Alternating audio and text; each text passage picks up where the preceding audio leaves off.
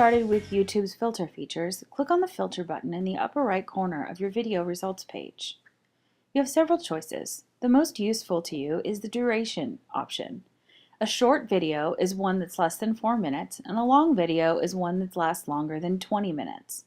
For teachers, this can be particularly frustrating because the best length of video is usually between 5 minutes and 20 minutes.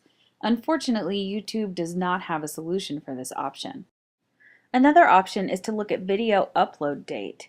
You could look for last hour, today, this week, this month, or this year. One thing to keep in mind is that this refers to the date the video was uploaded, not the date the video concerns or the date the video was created. So if someone created a video today and uploaded it today on the 2010 Olympics, the video would show up under upload date under today, not under 2010. This can sometimes skew your results. You can also limit your search results by type. YouTube allows uploads of videos, movies, and shows, but it also allows its creators to create their own YouTube channels and users of YouTube to create their own playlists.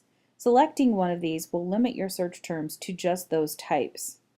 A fourth option is to limit your search by the features of the video. There are various video types. 4K is a high-resolution video, and so is HD and HDR.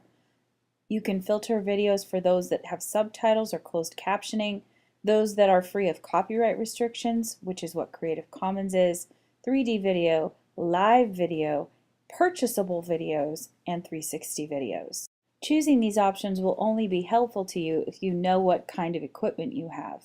For example, if you have a computer that won't play high-resolution video, then there's no point in searching for HD videos. Likewise, if you don't have the capability to look at 360 video, such as with a virtual reality headset, then you may not wish to filter for those videos either.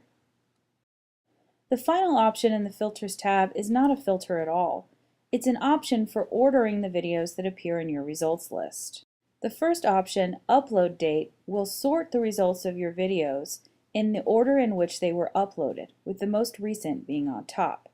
Unlike the far left column where you can filter for upload date, this one will still show you every single video. It will just reorder them differently.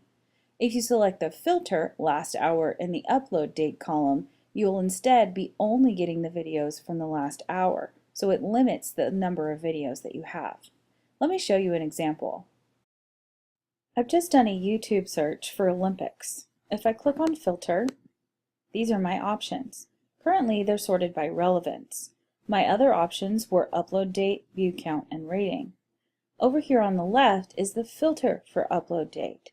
If I click on the filter here, last hour, it will reduce the number of results that I have to 386. If I remove that filter and instead apply the upload date relevance, I go back to the same number of results as I originally had, but the most recently uploaded videos are placed first in the list. With the filter, I'm limiting the number of videos that appear. With the sorting feature, I'm allowing myself to see every single video, but placed in an order that is more beneficial to me. The other two options for sorting are view count and rating. View count means that your video results will be ordered so that the video at the top has the highest number of views.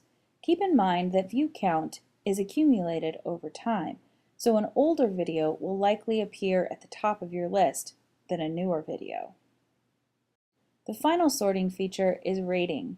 This is where viewers can give a thumbs up or a thumbs down to a video. A video with the most number of thumbs up will appear at the top of your list.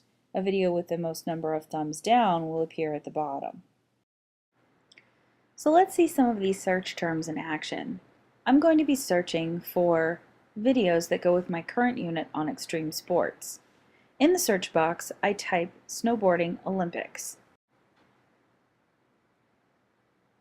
My results appear and show me that I have 160,000 results. Now I'd like to apply the filters and reduce the number of results that I have.